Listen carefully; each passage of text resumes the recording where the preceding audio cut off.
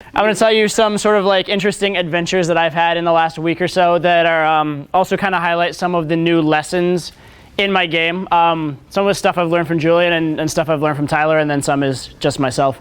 I was in Colorado this last week, back home with my family, did a program out there and then whatever. But what I decided to do on the way to Colorado was I just basically like bombed the shit out of internet dating on the way there. I have a personal assistant in Africa. I pay $3 an hour to spam internet dating for me.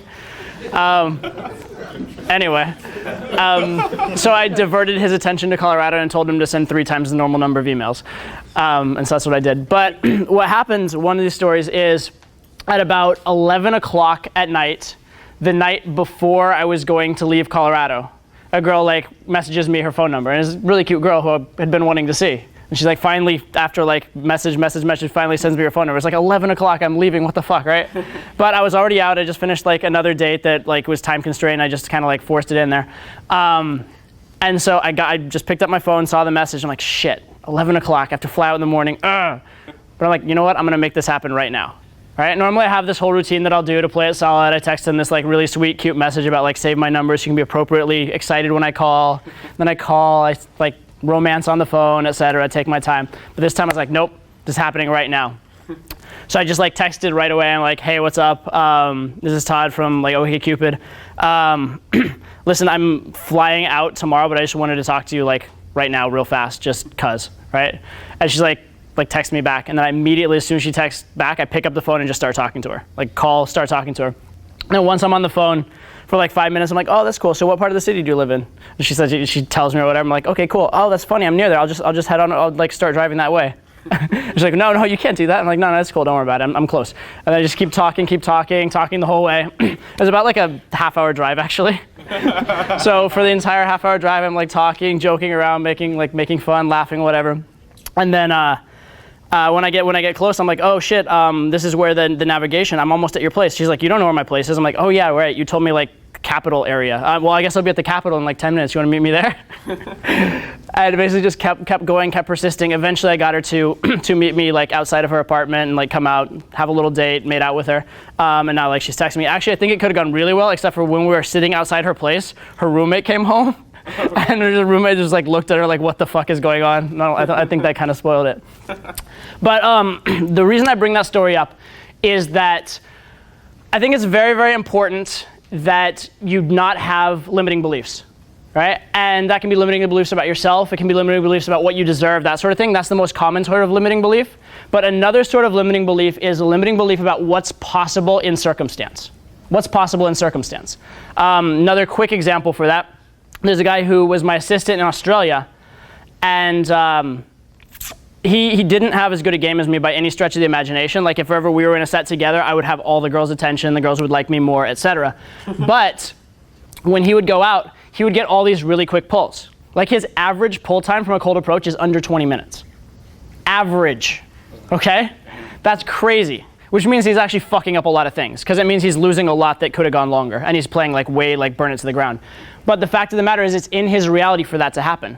So he gets these like 10-minute pulls, 5-minute pulls, that sort of thing, right? And he has less good game than me, but he sleeps with more girls than I do, right? Because he's a full approach machine, will approach anything, anywhere, anytime, and his average time to sex from an approach when it happens is like 20 minutes. But so being out with him, that started to be a part of my reality. And so when I was in Australia, I actually was capable of that, right? I wasn't capable of that until he did it right in front of me. I'm like, fuck, my game's better than his. Why can't I do that, right? Now, am I saying that like the pinnacle of game, what you should be aspiring to is like 5 and 10-minute pulls? No, right? That's not actually playing that solid, and you lose a lot of girls that way. I don't think it's the best game. But I think I get feedback from you on every syllable. But I was not saying that's the pinnacle of game. But the fact of the matter is that it should be in your reality. Because there are a lot of times up until that point where if I only had a few minutes to talk to a girl, I wouldn't do it. I would give myself the excuse of, this can't happen in this context. Right? I'd give myself the excuse of, oh, I have to be somewhere in 10 minutes, so I'm not going to talk to her. Right? Why not? Why not? You know, if you're him, you can pull her in 5 minutes. Right? And even if you're not used to that, you can still get a phone number and get some kind of follow-up. So don't let those things be limiting beliefs, right? Don't let it be a limiting belief for what you deserve. Also, don't let your lack of ability to imagine the situation going down keep you from jumping into it. Does that make sense to you guys? Right? A lot of guys, they won't do an approach because before they do the approach, they think to themselves, like, they try and like play it out in their head and see how it could work. And if they can't come up with like, this does not compute, I don't know how this will work, they just don't do it. They just don't try. And the fact of the matter is, if you try those situations, worst case, you're gonna learn. And a lot of the times, once you're in there, it will work out, it will make sense. That happens a lot with mixed sets, it happens a lot with time constraints, happens a lot with anything that you perceive as difficult, right? Most of the time when you're thinking, I don't know how this could go down, that's the exact perfect time for you to take action.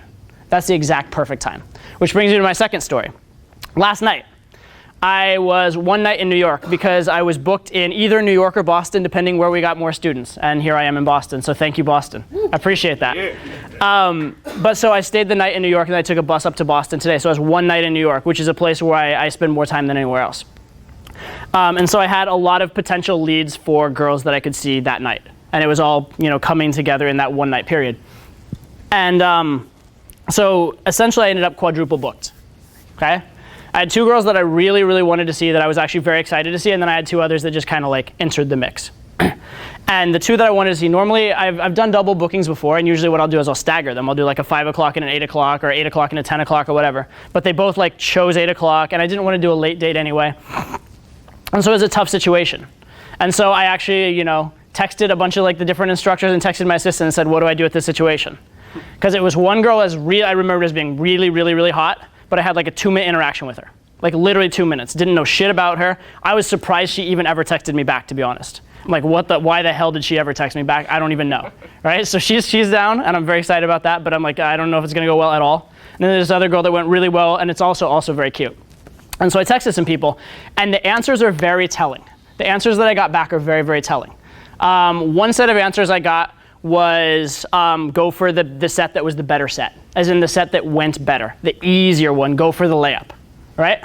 My assistant was very like politically correct. He said, like, for the normal guy, I would say go for the easy one, but you're talented, so I say go for the challenge, right? But it's interesting how much that's the case. How often it is that we have that limiting belief about ourselves. We think that we want the easy opportunity instead of the opportunity we're going to remember, right? We want what's easy, what might work, as opposed to what's going to be memorable or what would be great when it happens, right? The fact of the matter is, if I had gone for the easy one, and it went really well, and we ended up having sex, that would have been great. I'm sure I would have had a good experience. But would that have been a standout experience in my life? Probably not, especially after, I'll tell you what actually happened, especially after, in hindsight, what I know. All right? So that probably wouldn't have been as good. If I had tried for the long shot one and missed, would I have felt maybe better about myself as a person that I at least tried it? That I at least viewed myself as the type of person who was capable of pulling this difficult thing off, right? And I could be wrong. And maybe I end up going home and getting a good night's sleep for a change instead of like getting laid, and that sucks so much.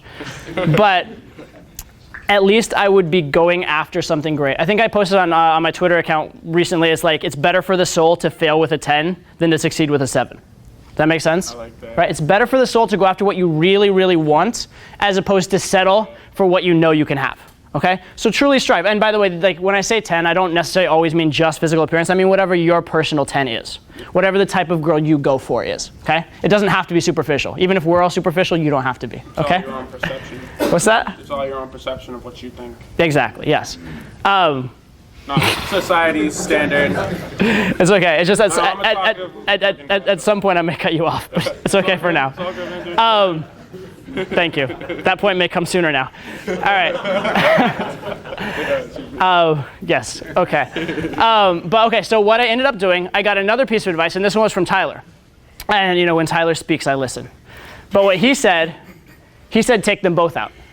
He said go out, bring them both out, make it a double date, just make it a hangout, a chill thing instead of a date, and see where it goes from there.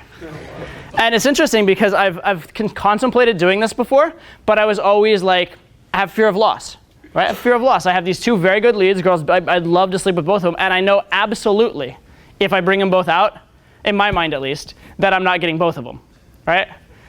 You know you're not getting both, although he said push for the threesome, but anyway, he's like push for the threesome, if that doesn't go, just try for whatever else. But I think that answer says a lot. And actually, I'll tell you one other answer from someone who will remain nameless, but has very, very good game. They said, the answer depends on how recently I last got laid. right? Which I think is a really interesting answer. So it depends how recently I last got laid. If I haven't been laid in a while, I'd go for the easy one.